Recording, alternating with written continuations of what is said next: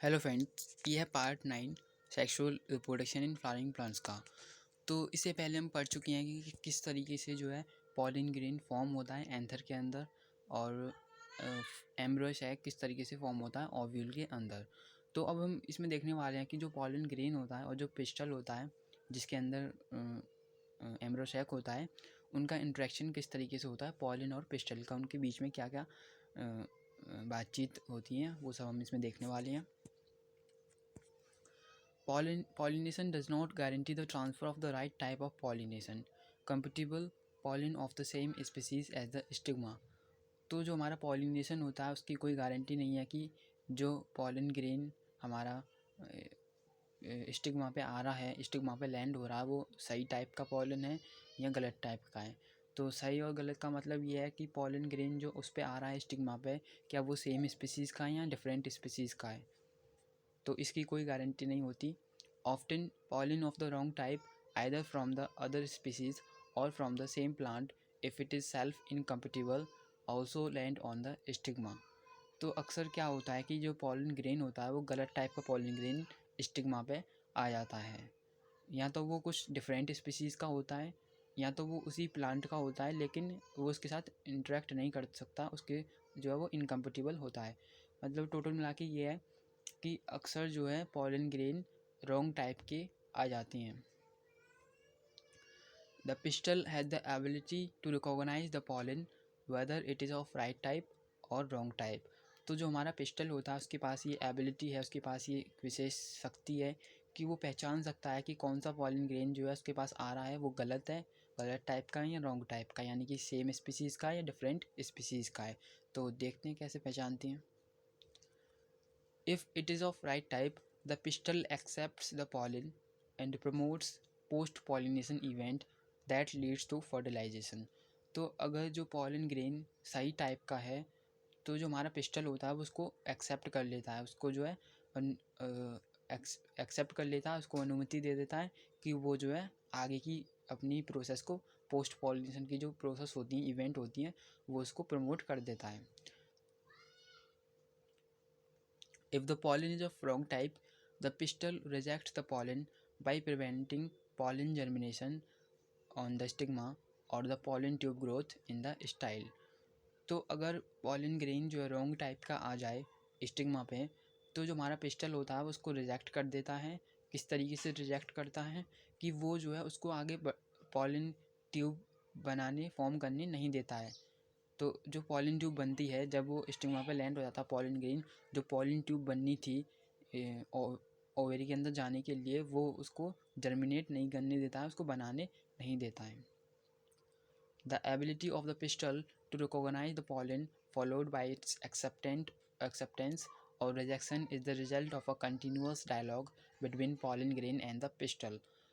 तो ये जो पिस्टल की ये जो एबिलिटी होती है, स्पेशल एबिलिटी पहचानने की कि कौन सा पॉलन ग्रेन सही टाइप का है, कौन सा गलत टाइप का है, वो किस तरीके से पहचानता, मतलब ये एबिलिटी उसमें आती कैसे है। तो इनके बीच में जो है पिस्टल और पॉलन ग्रेन के बीच में कुछ डायलॉग बाजी चलती है, उनके बीच में कुछ बातचीत होती है जिससे कि वो पहचान लेते हैं, मतलब कि एक दूसरे को रिकॉग्नाइज कर लेते हैं कि वो सेम स्पीसीज़ के हैं या डिफरेंट स्पीसीज़ के हैं। This dialogue is mediated by chemical components of the pollen interacting with those of the pistil। तो ये जो बातचीत उनके बीच में होती है वो पॉलन ग्रेन के अंदर कुछ केमिकल कंपोनेंट होती हैं जिनके द्वारा ये बातचीत कराई जाती है। The pollen grain germinates on the stigma to produce a pollen tube through one of the germ pore।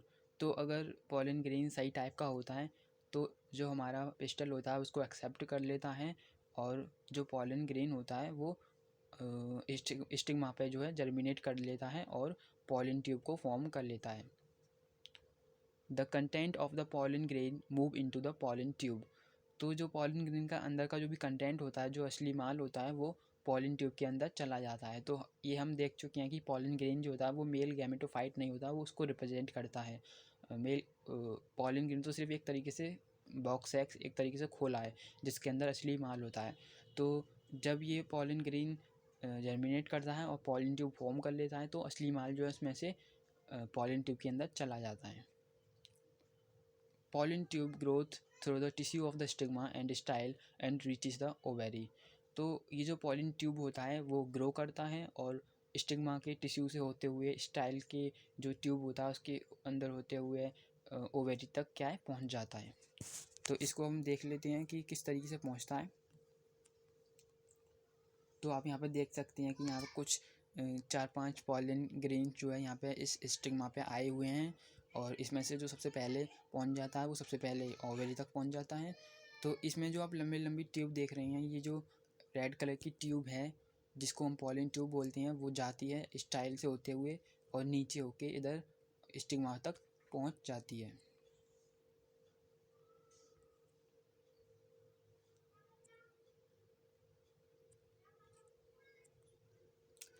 In some plants, pollen grains are shed at two-celled condition, a vegetative cell and a generative cell। तो कुछ plant में क्या होता है कि जो pollen grain होता है वो टू सेल्ड स्टेज पर ही जो है झड़ जाता है, यानी कि टू सेल्ड स्टेज पर ही जो है पॉलन ग्रेन एंथर से रिलीज हो जाता है, यानी कि जब उसमें दो सेल होती हैं, एक वेजिटेटिव और एक generative cell. In such plants, the generative cell divides and form the two male gamete during the growth of pollen tube in the stigma।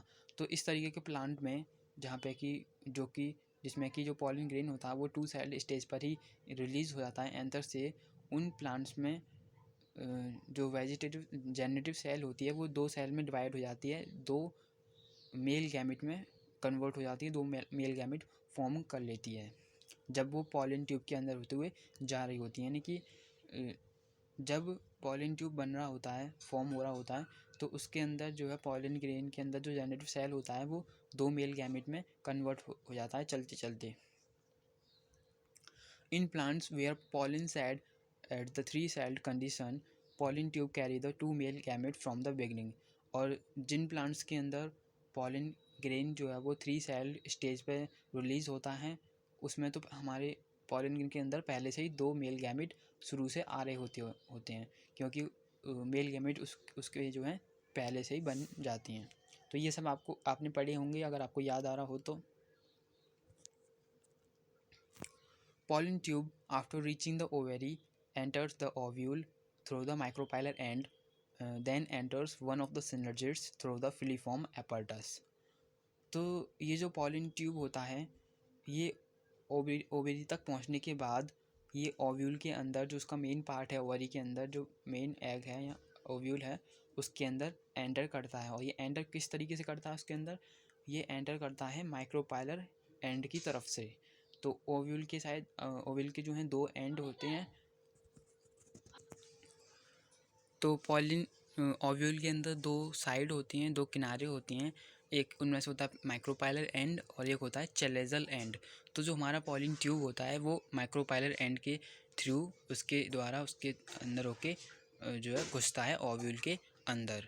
अब उसके अंदर भी माइक्रोपाइलर एंड में जो है दो सेल्स होती हैं जिनको हम बोलते हैं सिनर्जिड्स, और उन्हीं दो सिनर्जिड में से किसी एक सिनर्जिड्स के अंदर होके जो है वो घुस जाता है ओव्यूल के अंदर।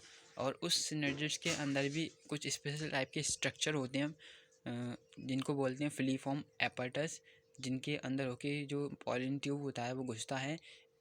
The filiform apparatus present at the micropylar part of the synergids guides the entry of the pollen tube।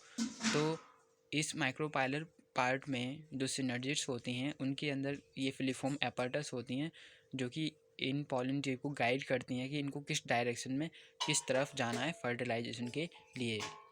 All these events from pollen deposition on the stigma until pollen tube enters the ovule are together referred to as pollen pistil interaction। तो ये सभी events, ये सभी process pollen grain के stigma पर land होने से लेके पॉलिन ट्यूब के ओव्यूल के अंदर घुसने तक जो भी प्रोसेस और जो भी इवेंट हैं वो सब हमारे पॉलिन पिस्टल इंट्रैक्शन में आती हैं। इन सभी इवेंट को हम जो है पॉलिन पिस्टल इंट्रैक्शन बोलते हैं। तो अगली वीडियो में पढ़ने वाले हैं आर्टिफिशियल हाइब्रिडाइजेशन के बारे में कि किस तरीके से जो है कुछ अलग तरीके के सीड्स वगैरह होती हैं जिनके यदि हम क्रॉप को जो है इम्प्रूव करते हैं। And thank you for watching my video.